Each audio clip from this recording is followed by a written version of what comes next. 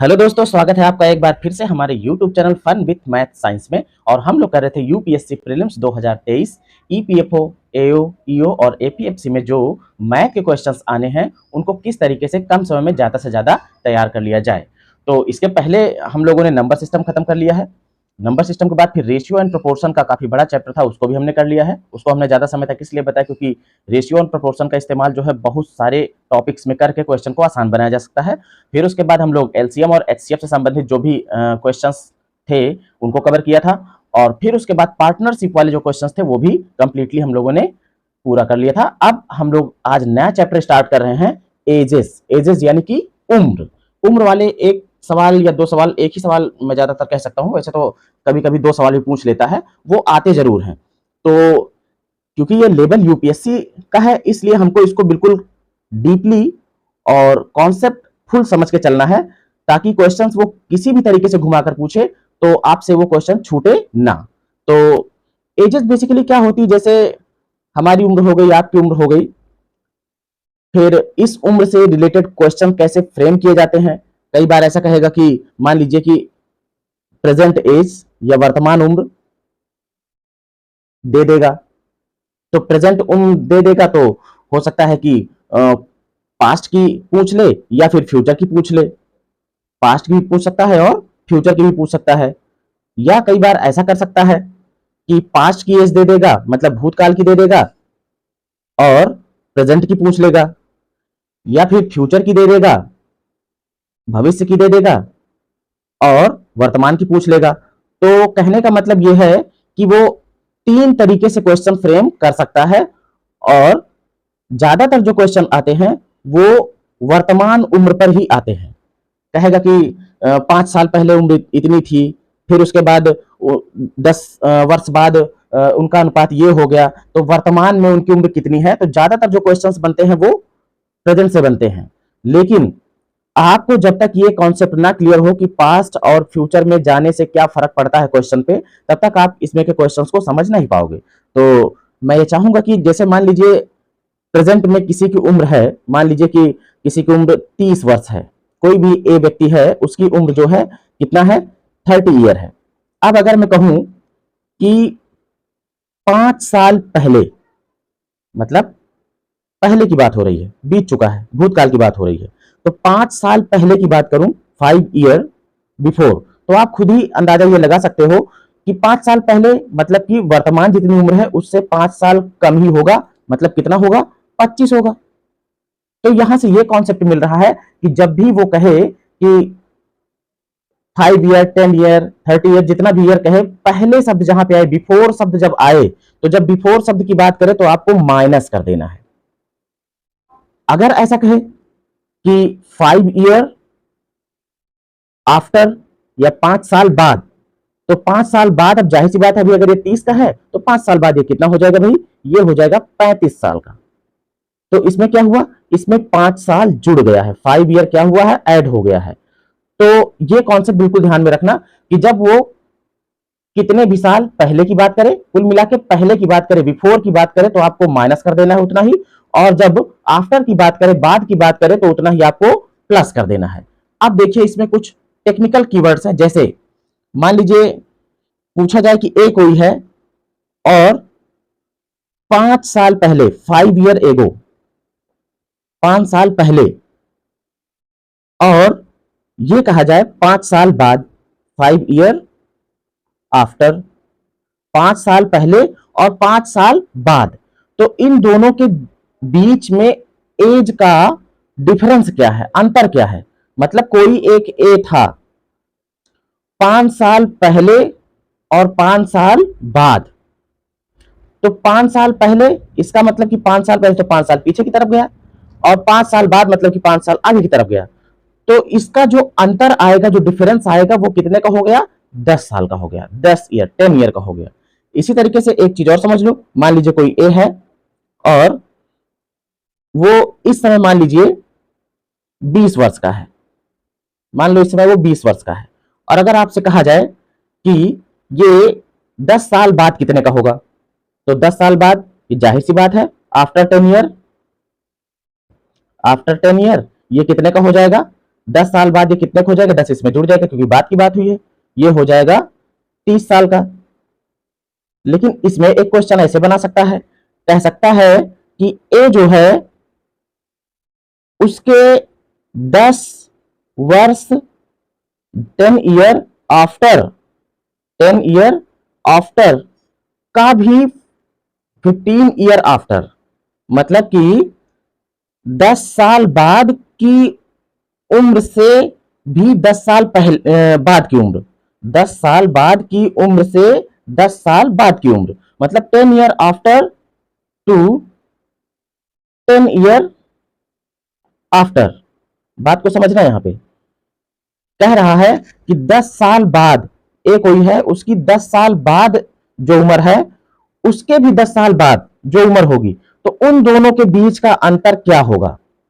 जैसे मान लो कि ये 40 साल का रहा हो, तो 10 साल बाद ये कितने का होगा, 50 का होगा। ये तो क्लियर बात है कि 10 साल बाद कितना, अगर मान लीजिए अभी ये 40 का है तो 10 साल बाद कितने का होगा, 50 का।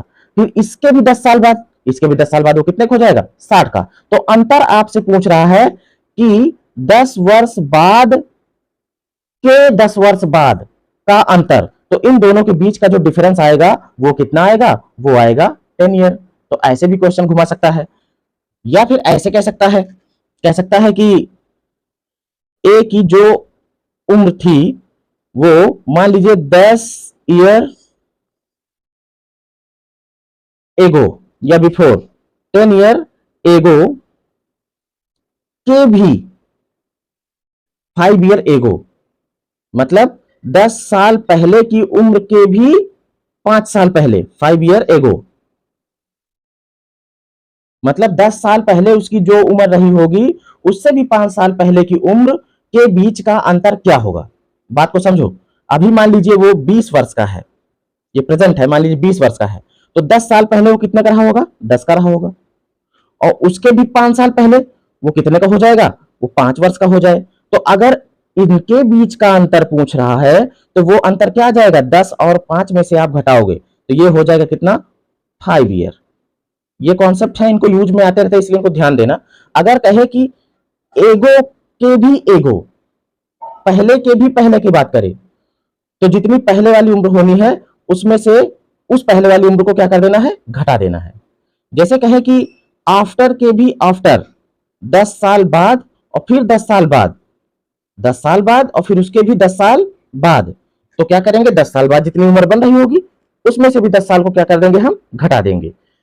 जैसे यहां पर था तो इसमें पहले और बाद दोनों का था तो इसमें जोड़ लिया गया था, 5 साल पहले था और 5 साल बाद था तो इसमें जोड़ लिया गया था। लेकिन यहां पर क्या हो रहा है, दोनों उम्र या तो बाद बाद वाली है या फिर दोनों पहले पहले वाली है।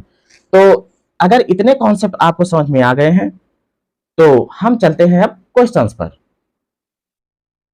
तो यहां पे देखिए एक सवाल है कि अभी ए बी और सी की आयु का योग 60 वर्ष है। अभी का मतलब वर्तमान, मतलब वर्तमान में अगर हम ए बी और सी की आयु का योग निकालते हैं तो वो आता है 60 वर्ष।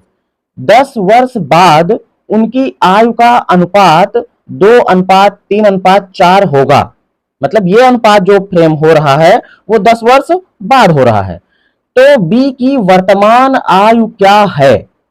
देखो मैंने पहले ही बता दिया था कि अनुपात वाले क्वेश्चंस ज्यादा बनते हैं, तो वैसा ही क्वेश्चन इसमें आ गया है। अब देखो इसमें कॉन्सेप्ट देखो, पहली चीज तो 10 वर्ष बाद की बात कर रहा है, इसका मतलब 10 वर्ष जोड़ना है, बाद मतलब प्लस करना है, जो कि अभी अभी हमने जाना है।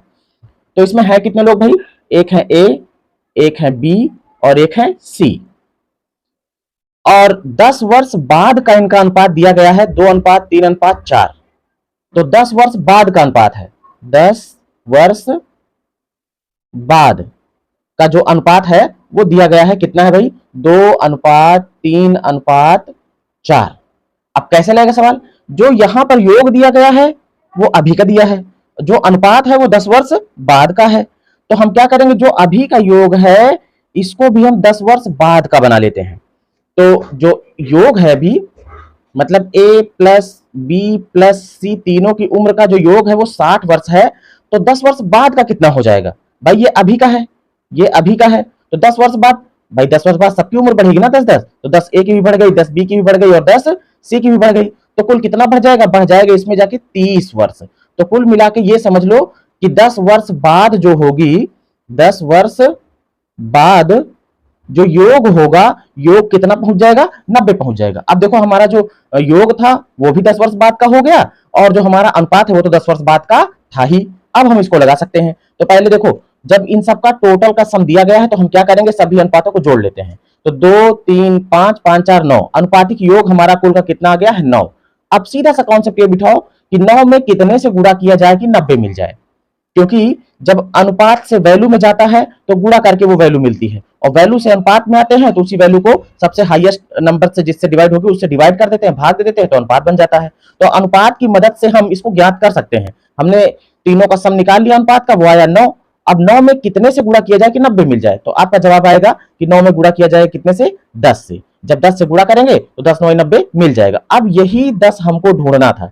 अब अगर हमको ये 10 मिल गया है तो हम जिसकी चाहो उसकी उम्र निकाल सकते हो। जैसे इनकी निकालोगे ए की, तो अब हम ए वाले में गुणा कर देंगे अगर 10 से, तो 10 दूना 20 आ जाएगा, ये ए की उम्र हो गई। बी वाले में करेंगे तो 10 तिया 30 हो जाएगा, ये हो गई बी की उम्र। अगर सी वाले में कर देते हैं तो 4 दहम 40, ये हो जाएगा सी की उम्र। लेकिन ये जितनी भी उम्र आई हैं ये सभी 10 वर्ष बाद की आई हैं, लेकिन पूछ रहा है बी की वर्तमान उम्र। तो ये जो 30 वर्ष है ये है 10 वर्ष बाद की। तो अगर हमको वर्तमान चाहिए तो इसमें से हमको 10 वर्ष कम करना पड़ेगा, क्योंकि ये 10 वर्ष बाद की है, मतलब 10 वर्ष ये ज़्यादा है वर्तमान से। तो वर्तमान आयु कितनी हो जाएगी, ये हो जाएगी 30 में से 10 घट जाएगा तो आ जाएगा कितना, 20 वर्ष। अब चलते हैं हम लोग अगले प्रश्न पे। तो देखिए अगला प्रश्न क्या है।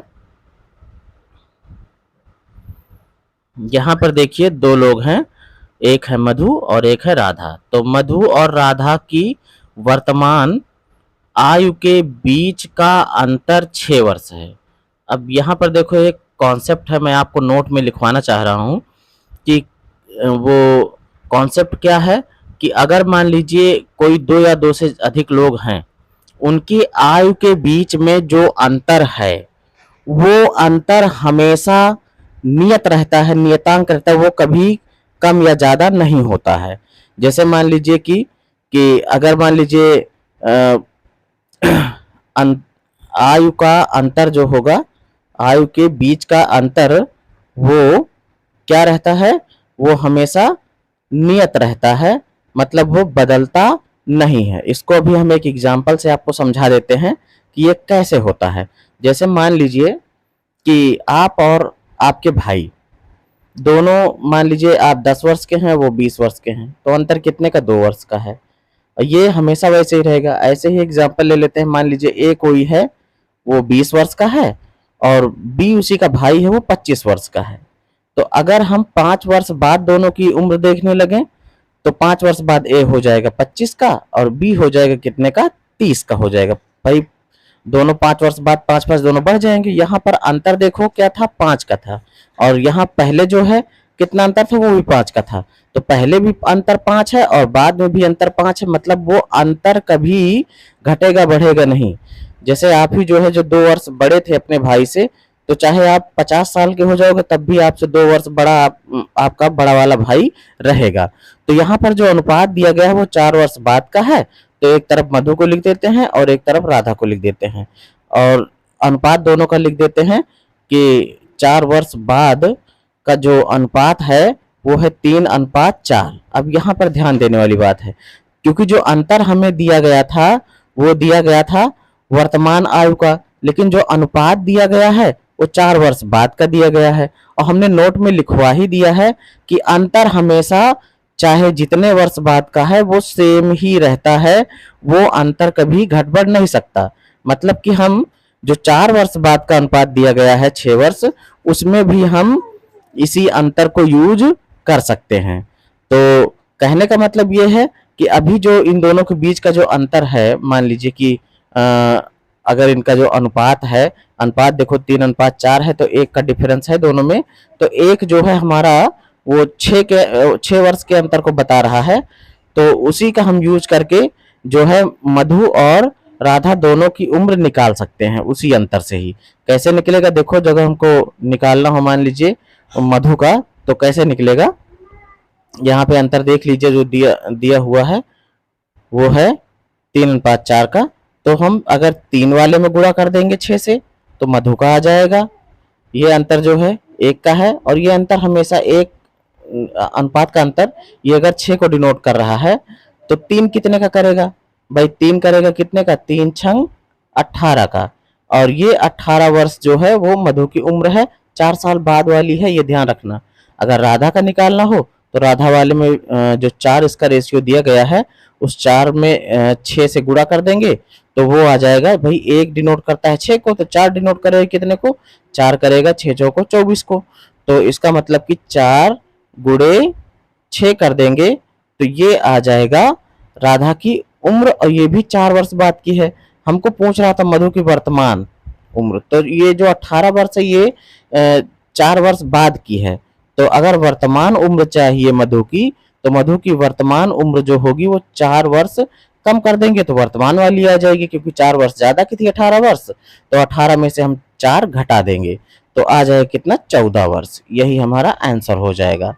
अब देखते हैं इसके आगे एक और क्वेश्चन, जो कि बहुत इंपॉर्टेंट क्वेश्चन है। ऐसा क्वेश्चन एक बार आपको मिलेगा जरूर, ये समझ लिए 99% ये इंपॉर्टेंट है। योगेश अनिल से उतना ही छोटा है जितना प्रशांत से बड़ा है।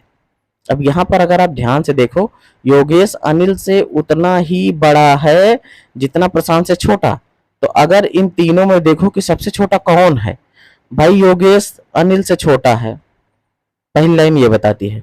दूसरा ये बताता है कि प्रशांत से बड़ा है योगेश, इसका मतलब प्रशांत सबसे छोटा हो गया। तो प्रशांत हो गए, फिर योगेश हो गए, और फिर अनिल हो गए। मैंने तीनों को क्रम से लगा लिया है छोटे से बड़े की तरफ। अब देखो, प्रशांत, अनिल और योगेश में जो मतलब देखा जाए कि कितना क्या चीज समान मिल रही है। समान ये मिल रही है कि दोनों में छोटे बड़े वाला जो डिफरेंस है वो सेम है। तो इसमें हम कोई अनुपात मान सकते हैं जो दोनों में, तीनों में समान समान का अंतर दिखाए।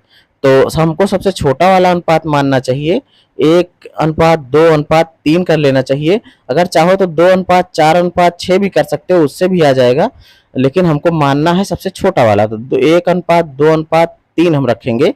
ये अनुपात हमने अपने आप से फ्रेम किया है, क्वेश्चन में दिया नहीं था। अब इसमें देखोगे, योगेश जो है वो अनिल से 1 वर्ष छोटा है, लेकिन प्रशांत से 1 बड़ा है। देखो, 1 बड़ा हुआ प्रशांत से 2 आया, और अनिल से 1 छोटा हुआ योगेश, तब भी 3 में से 1 कम होगा, 2 आ जाएगा। तो कहने का मतलब ये है कि हमको सबसे छोटा वाला अनुपात ही यूज करना है, या सीधा से जो है आप छोटे से बड़ा क्लियर करना, और जो है 1:2:3 रख देना, वो आ जाएगा। और यहाँ पर देखो, जो प्रशांत और अनिल की आयु का जो योग दिया है वो 48 वर्ष दिया है, और योगेश की आयु पूछ रहा है। तो योगेश की पूछ रहा है, लेकिन हमको दे रहा प्रशांत और अनिल का। तो हमको सिर्फ प्रशांत और अनिल की अनुपात का योग से हम निकालेंगे, बाद में हम उसी का यूज कर लेंगे योगेश के लिए, तो योगेश की भी उम्र आ जाएगी। तो प्रशांत और अनिल के आयु का योग 48 वर्ष दिया गया है, और उसकी मदद से योगेश का निकालना है। तो हम क्या करेंगे, प्रशांत और अनिल का केवल अनुपात जोड़ेंगे। तो प्रशांत और अनिल का हो जाएगा कितना अनुपात? 3 और 1 जोड़ के 4 हो गया। ये 4 जो है, और जो योग है आयु का, रियल में जो वैल्यू वाला योग है वो 48 है। अब आप ये सोचो कि अनुपात में कितने से गुणा करें कि हमको वैल्यू 48 मिल जाए, क्योंकि अनुपात से वैल्यू में जाना होता है तो गुणा करना होता है, और वैल्यू से अनुपात में आना होता है तो भाग देना होता है। सबसे बड़ा अंक जिससे भाग लग जाए, तो 4 में अगर हम गुणा कर दें 12 से तो हमको 48 मिल जाता है। तो यही जो 12 है, ये जो HCF है, एक तरीके से हमारा हाईएस्ट कॉमन डिवीजर है, इसी को हमें ढूंढना था। तो 12 हमको मिल गया है। अब इसकी मदद से हम चाहे तो प्रशांत की निकाल लें, चाहे अनिल की निकाल लें, चाहे योगेश की। योगेश की पूछ रहा है तो योगेश वाले हम क्या करेंगे, 2 में 12 से गुणा कर देंगे, तो आ जाए कितना? 24 वर्ष। ये जो है योगेश की उम्र आ चुकी है, यही हमको निकालना था। तो धन्यवाद हमारी पूरी वीडियो देखने के लिए, और हमारे चैनल को सब्सक्राइब कीजिए, वीडियो को लाइक जरूर कर कीजिए प्लीज, क्योंकि वीडियो को जब आप लाइक करते हैं तो हमें थोड़ा सा प्रोत्साहन मिलता है, और अच्छे से जो है वीडियो बनाने के लिए ऊर्जा हमको मिल जाती है। तो आज इतना ही। बाकी इसका जो आगे के क्वेश्चंस हैं, इसमें भी बहुत सारे क्वेश्चंस हैं, उसको हम अगली वीडियो में जल्दी ही अपलोड कर देंगे। तो अभी इतना ही, धन्यवाद।